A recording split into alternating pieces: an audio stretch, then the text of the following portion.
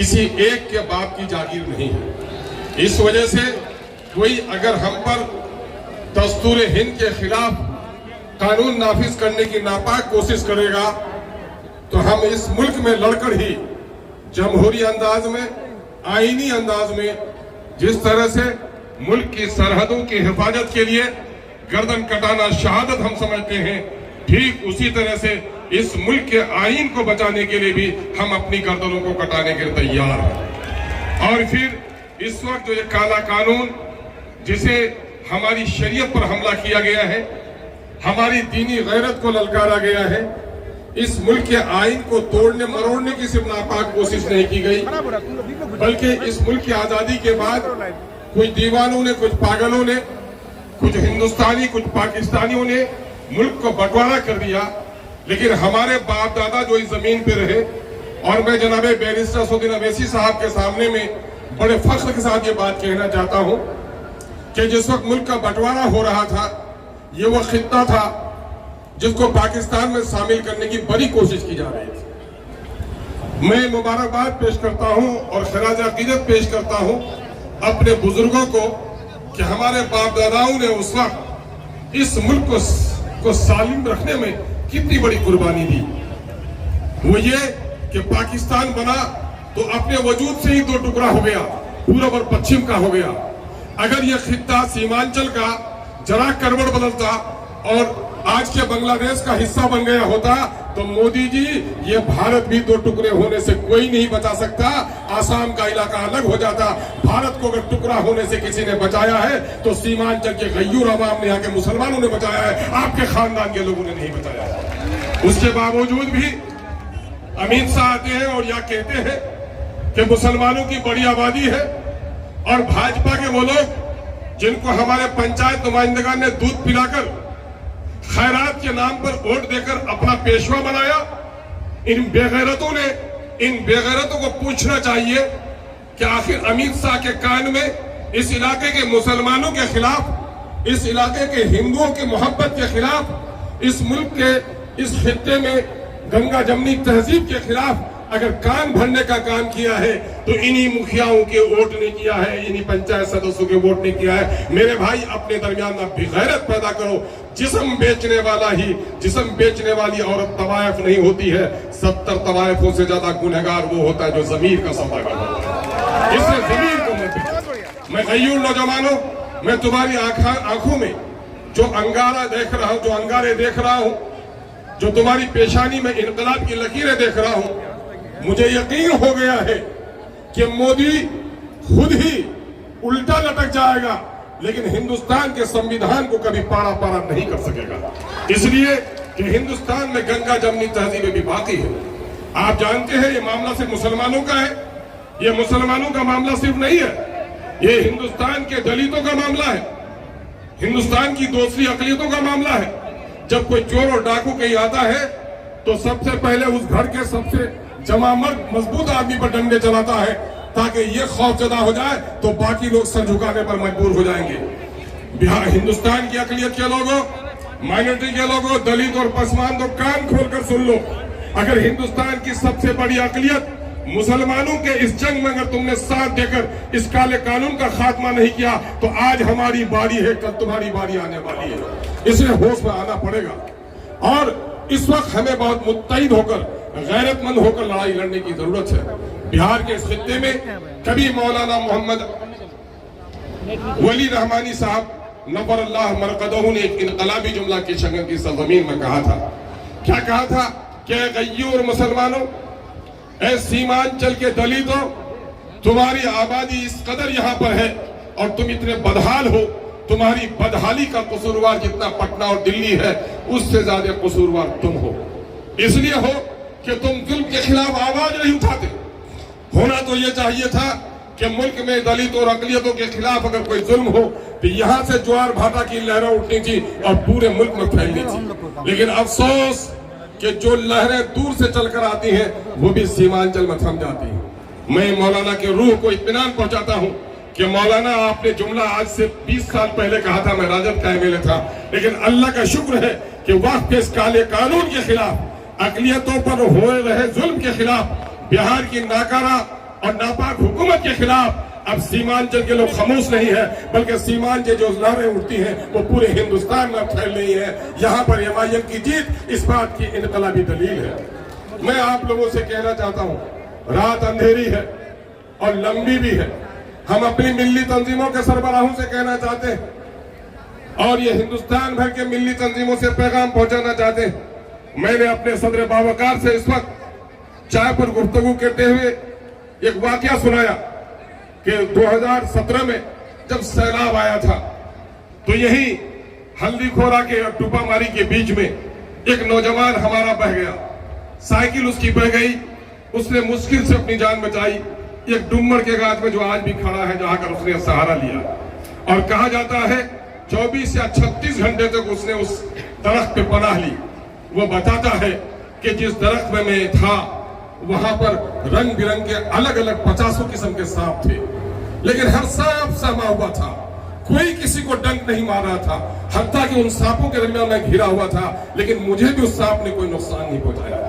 میرے ملت کے غازیوں، اگر مصیبت کے میدان میں اگر آفت آتی ہے تو جنگل کا درندہ اگر متحد اور شریف ہو سکتا ہے، اگر اس کالے قانون کے خلاف ملت کے غیور تنظیم کے ذمہ داروں آپ نے اتحاد کا ثبوت نہیں دیا تو میں سمجھتا ہوں کہ وہ درندگی بھی ہم پر شرمانے لگے گی۔ ضرورت اس بات کی ہے کہ ملک کی سطح پر ہماری ملی تنظیمیں، ہماری سیکولر سیاسی پارٹیاں، چونکہ مجھے یقین ہے کہ اس وقت پارلیمنٹ میں بھلے ہی ہمارے 24 مسلم ممبران ہیں، ہم ہندو اور مسلمانوں کے درمیان میں پارلیمنٹ کو تقسیم نہیں کر سکتے۔ ہندوؤں کے لیے مندر ہو سکتا ہے، کسی کے لیے گرودوارا اور کسی کے لیے گرجا گھر ہو سکتا ہے، مسلمانوں کے لیے مسجد ہو سکتی ہے، یہ ان کے عبادت خانے ہیں، لیکن اس ملک کے قانون کے لیے لڑنا سب کی ذمہ داری ہے۔ وقت کا یہ جو کالا قانون آیا ہے نوجوانوں، میں اختصار سے کہتا ہوں 6 دسمبر کو تمہاری شادی کی تاریخ رہی ہوگی، 6 دسمبر کو تمہاری پیدائش کی تاریخ رہی ہوگی، 6 دسمبر کو خوشیوں کے اور تو تاریخیں رہی ہوں گی، لیکن جب 6 دسمبر کا کالا دن آتا ہے تو میری خوشیاں مجھے خوشی نظر نہیں آتی، اگر عید بھی آ جائے تو میری آنکھوں میں غم ہوتا ہے، اس لیے کہ 6 دسمبر کا وہ کالا دن ہمارے بابری مسجد کو ٹوٹنے کا دن ہے۔ یقین جانو، بیرسٹر سعد نویسی صاحب نے کہا ہے کہ بابری مسجد کی کہانی ہم آج ہی نہیں کہتے ہیں، یہ مسجد تھی، مسجد ہے اور تا قیامت مسجد رہے گی، اور ہم اپنے آنے والی نسلوں کو بھی بتا کے جائیں گے کہ یہاں کے کچھ ظالموں نے ہماری مسجدوں کو توڑا ہے، اور ہم نے شرافت کا مظاہرہ کیا ہے کہ جو کچھ ہماری عدالت نے فیصلہ کر دیا ہم نے تصدیق کر دیا ہے۔ لیکن ہم تاریخ کو یاد رکھیں گے۔ تم ایک مسجد پر روتے ہو نوجوانوں، اگر یہ کالا قانون نافذ العمل تو 8 تاریخ سے کر دیا گیا ہے، لیکن عملی جامہ اگر اس کو پہنانے کی کوشش کی جائے گی تو نہ جانے تمہاری کتنی مسجدوں میں تالے لگ جائیں گے، تمہارے کتنے دینی مدارس بند ہو جائیں گے، تمہارے کتنے قبرستانوں میں تمہیں الجھا کر رکھ دیا جائے گا۔ اور 2 معاملے تھے، NRC کا مسئلہ تھا، انہوں نے کہا تھا کہ مسلمانوں کو نشانہ بنا رہے ہیں، لیکن آسام میں جب معاملہ آیا تو مسلمانوں سے غیر مسلمان پھنس گئے، 13 لاکھ غیر مسلمان پھنس گئے، کھیل ان کا خراب ہوا۔ پھر اس نے کہا طلاق بل کو معاملہ لاتے ہیں، اپنے گھر کی بہو بیٹی اور بیوی کے ساتھ جو انصاف نہ کر سکے، گاؤں کے دوسرے بہو بیٹی کی پنچایتی اس بے شرم کو نہیں بولنا چاہیے۔ میرے بھائیوں، ہمارے طلاق کے نام پر انہوں نے ہماری شریعت پر حملہ کیا، لیکن میں مبارکباد دیتا ہوں اپنے ان لوگوں کو جو شریعت کا احترام کرتے ہیں۔ انہوں نے کہہ دیا مودی تمہارا قانون سلامت رہے، تمہارا قانون عدالتوں کی چہار دیواریوں میں گھرا ہوا رہے، ہم تو کلمہ گو ہیں اور ہمارا یقین ہے کہ اللہ کی اتاری ہوئی آیتوں کے ساتھ جو چھیڑ چھاڑ کرتا ہے، جو فیصلہ نہیں کرتا، وہی منافق ہے، وہی کفر کرتا ہے۔ ہم اپنی شریعت کی پاسداری کریں گے، ہم اپنے مفتی اور عالم سے اپنے نکاح کے طلاق کے جھگڑے طے کریں گے، مودی تمہارے پاس نہیں جائیں گے۔ مودی نے جب دیکھا یہ کھیل بھی خراب ہوا اور مودی سب جگہ ناکام ہوا، 15 لاکھ کی جگہ 15 پیسے نہیں دے سکے، کروڑوں کو نوکری دینے کے وعدے کے نام پر اسے پکوڑا بیچنے کو نوکری قرار دے دیا، اور انہوں نے مہنگائی کے نام پر پہلے یہی شخص کہتا تھا کہ روپے کی قیمت گھٹتی ہے تو دیش کی آبرو گروی رکھ جاتی ہے، اور آج دیش کی آبرو کو اس نے وہاں گروی دیا کہ تاریخ میں ڈالر کے مقابلے میں پیسے کی قیمت، روپے کی قیمت اتنی نہیں گری تھی۔ ان تمام تر ناکامیوں کو چھپانے کے لیے مودی نے مسلمانوں کو نشانہ بنایا، اور مسلمانوں کو نشانہ بناتے ہوئے ایک واقعہ میں نے کئی جگہ سنا، اختصار میں سنا دیتا ہوں۔ ایک بڑے گھر کی بہو تھی، بچہ ان کا رو رہا تھا، اور بچہ پہل نہیں رہا تھا. نوکر کو اس نے دیا کہ جاؤ پھول کی کیاری کی طرف. اس نے پھول کی کیاری میں بچوں کو گھمایا, رنگ برنگ کے پھول دکھائے, بچہ پہل نہیں رہا تھا. کہا کھلونے دو, کھلونے اٹھا کے بچہ پھینک رہا تھا. اس نوکر نے دیکھا کہ دبلی پتلی بلی تالاب کے نزدیک کھڑی ہے. اس نے اسے گلے میں رسی لگایا, اور بچے اکثر شرارت کرتے ہیں, جب بلی کو ڈبانے اور اٹھانے لگا تو بچہ کھل کھلا کر ہنسنے لگا.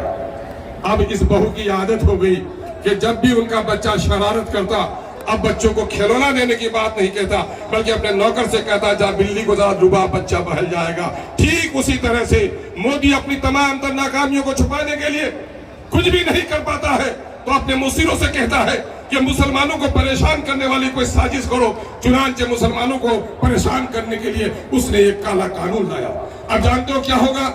یہی NRC کے زمانے, CAA کے زمانے میں تحریک چل رہی تھی, اور اس بل کو بھی اگر چاک کسی نے کیا تھا, دوسرا کسی نے نہیں کیا تھا, بلکہ اس بل کو بھی, کالے بل کو بھی چاک کرنے کا کام کیا تھا تو صلاح الدین اویسی کا بیٹا بیرسٹر صفدر اویسی نے کیا تھا.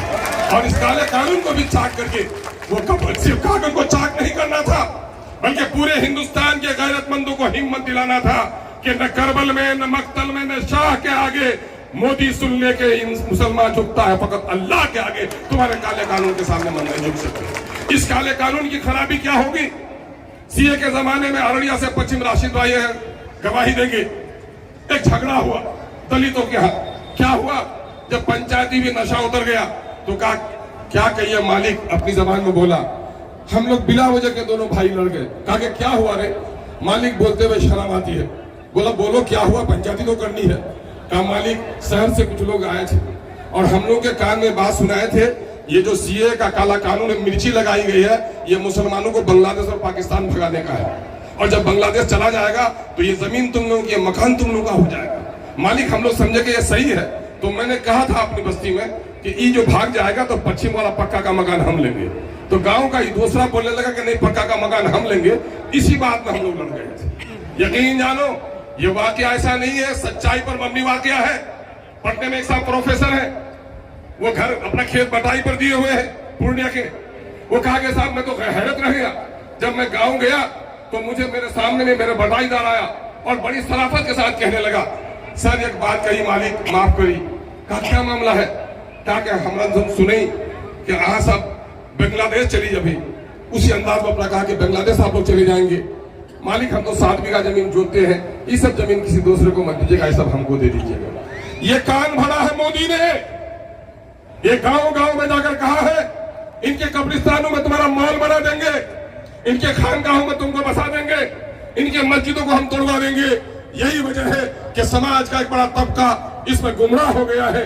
لیکن میں اپنے گمراہ بھائیوں کو بھی کہہ دینا چاہتا ہوں, یقین جانو یہ ملک جتنا کسی کے باپ کی, ہمارے باپ کی ہے, اور اس ملک سے ہماری وفاداری ایسی ہے کہ زندگی میں اسی میں سانس لیتے ہیں, اسی کے اناج کو کھاتے ہیں, اسی کے پیٹ سے نکلے تھے پانی کو بھی پیتے ہیں, اور مر کر بھی اس مادر وطن سے ہماری خاک کہیں جانے والی نہیں ہے. ہم تو وفادار لوگ ہیں. اور سن لو, مچھلی پانی کے بغیر تو زندہ رہ سکتی ہے, لیکن مسلمان وہ قوم ہے, شرابی جواری گنہگار ہو سکتا ہے لیکن اپنی شریعت کو پامال کرتے ہوئے کوئی برداشت نہیں ہو سکتا ہے. اس لیے کان کھول کر سن لو کہ مچھلی پانی کے بغیر تو زندہ رہ سکتی ہے, مسلمان شریعت کے بغیر زندہ نہیں رہ سکتا. اس لیے اپنی شریعت کو بچانے کے لیے ہم ہر لڑائی لڑیں گے. مجھے خوشی ہے کہ اس وقت توصیف عالم صاحب نے پارٹی میں شمولیت اختیار کی ہے. پچھلے دنوں کس نے کیا دغا دیا ہے یہ آپ کے سامنے میں. میری یہ طاقت نہیں کہ میں کسی سے بدلہ لوں, لیکن آپ کے اگر اعتماد کے ساتھ کسی نے دھوکہ کیا ہے تو بدلہ لینے والے مالک آپ ہیں. آج کون ہے لیڈر؟ کون ہے لیڈر؟ ماں کے پیٹ سے کوئی جنم نہیں لیتا. عوام جسے عزت دے دیتی ہے وہ لیڈر بن جاتا ہے, عوام جسے عزت چھین لیتی ہے وہ خاک پر آ جاتا ہے. آپ نے اگر انصاف اور امید کی بنیاد پر کسی کو عزت دی ہے اور آپ کے ساتھ دغا کیا ہے تو انصاف کرنے والے بھی آپ ہوں گے. ہم اپنے ان بھائیوں سے جو پارٹی کے فیصلے سے ناراض ہیں, میں ان سے بھی پیغام دینا چاہوں گا کہ ہم ایک بڑے مقصد کی لڑائی لڑ رہے ہیں. اس بڑے مقصد کی لڑائی میں ہمارے بڑوں نے جو فیصلہ کیا ہے اس فیصلے کو ہمیں تسلیم کرنا چاہیے اگر پارٹی سے آپ کا رشتہ.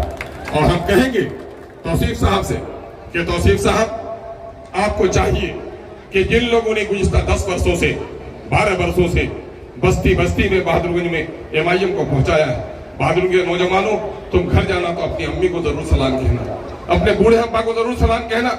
मैं पार्लियामेंट का इलेक्शन हार गया, मुझे गम नहीं है, लेकिन बहादुर ने हमेशा हमको जिताने का काम किया है। आज यही वजह है कि एमआईएम को एक मकबूलियत इस सरजमीन पर मिली है। हम आपकी इन मेहरबानों के लिए शुक्रगुजार हैं। हम जनाब बैरिस्टर सऊदीन अवैसी साहब को भी यकीन दिलाना चाहते हैं कि यहाँ के लोगों ने बड़ी उम्मीद भरी नजरों से आपको देखा है। आपने इस वक्त जो काम किया है पूरे हिंदुस्तान में, उसकी कोई दूसरी नजीर हमारे दरमियान में नहीं है। अल्लाह आपकी तमाम तर आफत से अल्लाह आपकी हिफाजत फरमाए। और मैं जनाब भाई तौसीफ साहब को कहना चाहूंगा कि आज जो ये रमक देख रहे हैं, ये जो पेशानी पे चमक देख रहे हैं, यकीनन एमआईएम के दीवानों और मतवालों की इसमें बड़ा खून लगा है। और आपसे हम समझते हैं एक नए अंदाज की सियासत का आगाज करेंगे ताकि सीमांचल की तारीख बदले और हमारी नस्लों को फायदा मिले। हम इस काले कानून की मुखालफत करते हैं जो कुछ अभी कश्मीर की वादियों में जुल्म और ज्यादती हुई है, जिसके खिलाफ जनाब बैरिस्टर सऊदीन अवैसी साहब ने तमाम तर फिरका परस्तों के मुंह को बंद कर दिया है। गोदी मीडिया को सवाल पूछने की हिम्मत नहीं हुई है। ये हमारे अंदर के इंसान को देखना चाहता है। अरे हम तो वो है, इस संसार का ईश्वर ही एक नहीं, सारे इंसानों को एक माँ बाप की औलाद समझते हैं। और हमें तो ये पढ़ाया गया है नाहक किसी एक इंसान का खून पूरे इंसानों के कत्ल के बराबर है, और एक मासूम को बचाना पूरी इंसानियत को बचाने के बराबर है। इसलिए उन मासूमों का, उन मुसाफिरों का, उन सयाहों का जो कत्ल हुआ है, उसकी हम पुरजोर मजम्मत करते हैं। आइए हम सब मिलकर एक नए इनकलाबी तारीख की तरफ कदम बढ़ाएं। बहुत बहुत शुक्रिया। सलाम आदाब।